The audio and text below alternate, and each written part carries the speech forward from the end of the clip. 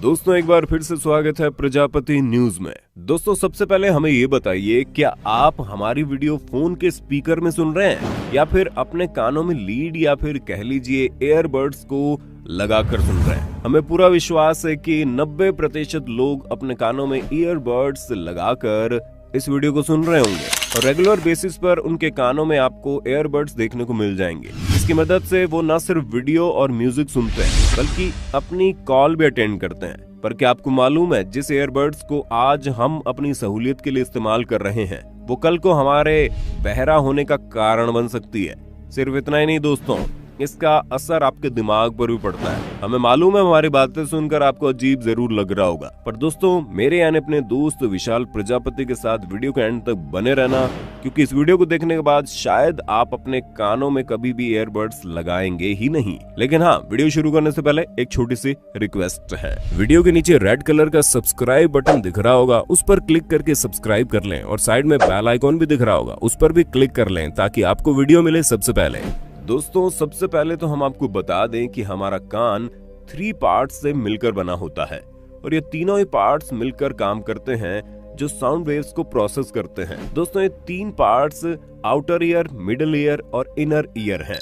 जो हमारा inner ear होता है उसे हम कॉक्लिया भी कहते हैं। ये एक फ्लूइड फिल्ड स्ट्रक्चर होता है जिसके अंदर छोटे छोटे हेयर सेल्स भी मौजूद होते हैं। ये जो सेल्स होते हैं ये हमारे दिमाग को साउंड मैसेज सेंड करने में मदद करते हैं। असल में जब कोई साउंड वेव्स हमारे कानों में प्रवेश करती है तो ये हमारे ईयर ड्रम्स में वाइब्रेशन क्रिएट करती है। ये जो वाइब्रेशन होती है ये हमारे मिडिल ईयर में मौजूद टिनी बोन्स से होते हुए हमारे कॉक्लिया में ट्रांसमिट हो जाती है। जैसा कि हमने आपको पहले भी बताया, ये एक प्रकार का फ्लूइड फिल्ड चैम्बर है जिसमें टिनी हेयर सेल्स भी प्रेजेंट होते हैं। अब जो हमारे कानों में से निकलने वाला वाइब्रेशन है ये इन छोटे छोटे हेयर सेल से पास हो जाता है। ये हेयर सेल्स इन वाइब्रेशन को इलेक्ट्रिकल इम्पल्सेस में कन्वर्ट करती है, जिनको फिर हमारे दिमाग की तरफ भेजा जाता है और इसी की मदद से हम सुनते हैं। क्योंकि जब ये हमारे दिमाग तक पहुंचती है तो दिमाग को समझ में आता है कि सामने वाला क्या कह रहा है। अब दोस्तों आपको हमारे कान के काम करने का तरीका तो समझ में आ गया,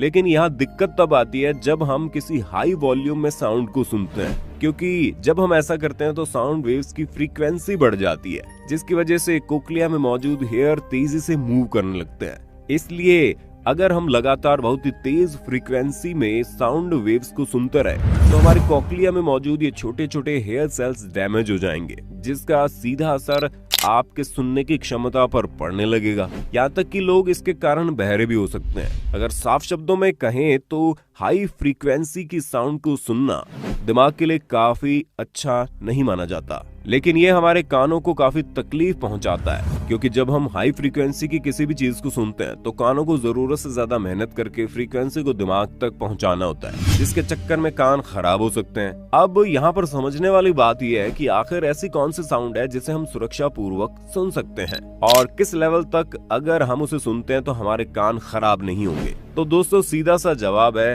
70 dBA। ये एक मेजरमेंट होती है जिसकी मदद से साउंड वेव को मेजर किया जाता है, और अगर आप इस फ्रीक्वेंसी से ज्यादा सी साउंड सुनते हैं तो उसके लिए आपके कानों के इंटरनल पार्ट्स को जरूरत से ज्यादा मेहनत करनी पड़ेगी, जो कि आपको बहरा होने का सबक दे सकता है। और दोस्तों आप चिंता मत करो, क्योंकि 60/60 का रूल अगर आप अपनाते हैं तो आपके कानों को किसी भी किस्म का नुकसान नहीं पहुंचेगा। और आप ईयरबड्स का इस्तेमाल करते हो तो उस रूल के अकॉर्डिंग जब कभी भी आप अपने कानों में लीड या फिर ईयरबड्स को लगाएं तो इस बात का हमेशा ध्यान रखें कि उसका वॉल्यूम 60% से ज्यादा नहीं हो, यानी कि आपको जो मैक्सिमम वॉल्यूम है उसका आधा या फिर उससे हल्का सा 1 पॉइंट ज्यादा करके सुनना है। और अगर आप 60 मिनट के बाद अपने कानों से ईयरबड को हटाकर उन्हें रिलैक्सेशन देंगे तो ये रूल बिल्कुल सही से काम करेगा।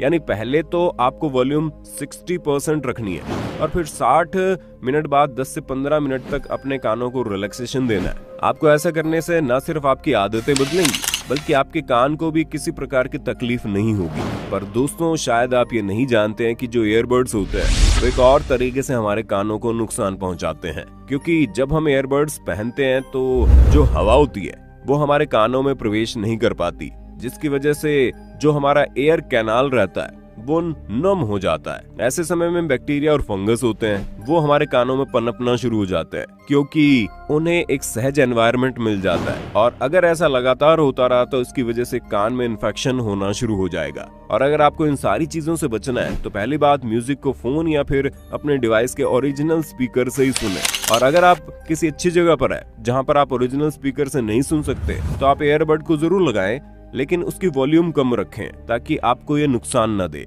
ना ही आपके कानों को दे। पर ये चीज आप लगातार कई घंटों तक नहीं कर सकते। हर एक घंटे बाद आपको अपने कानों को रिलैक्सेशन देना बहुत जरूरी है। दोस्तों, आप शरीर को एक मशीन के रूप में देख सकते हैं। जब एक मशीन के हर एक हिस्से की बनावट सही होती है, वो सही तरीके से काम करती है, तभी तो पूरी मशीन सही तरीके से चलती है। लेकिन अगर मशीन का कोई भी हिस्सा खराब हो जाए तो पूरी मशीन चलना बंद हो जाती है। ठीक ऐसे ही हमारे शरीर के साथ होता है। अगर हम शरीर के किसी भी एक हिस्से पर ज्यादा जोर देंगे तो वो हिस्सा खराब होने लगेगा, और इस टाइम हम वही करने में लगे हैं। हम ना चाहते हुए भी टेक्नोलॉजी की इस दुनिया से जुड़े रहने के लिए अपनी आंख और कान को लगातार बिजी रखते हैं और इनसे जरूरत से ज्यादा काम ले रहे हैं। जहाँ हम अपनी आंखों से लगातार स्क्रीन पर देखकर उन्हें खराब करने में लगे पड़े हैं, तो वहीं कानों में लाउड म्यूजिक और वीडियो वगैरह सुनकर अपने सुनने की क्षमता खोने में लगे हुए हैं। इसलिए अभी भी समय संभल जाओ।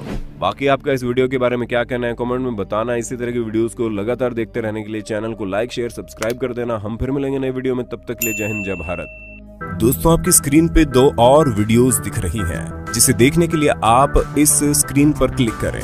दोनों देखिएगा, बहुत अच्छी वीडियो बनी है।